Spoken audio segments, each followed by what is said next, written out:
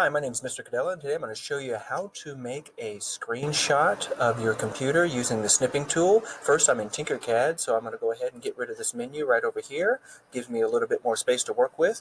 And do remember, you can turn it around to get the right angle you want, and you can hold down the Control and Shift button and move around your entire work plane. So that's a good angle. I'm going to go ahead and take a picture of that.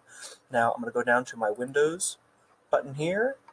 Scroll down until I get to Windows Accessories. Click down, look for the scissors, which is my snipping tool. Open that up. Then, once it's open, I'm going to click on New.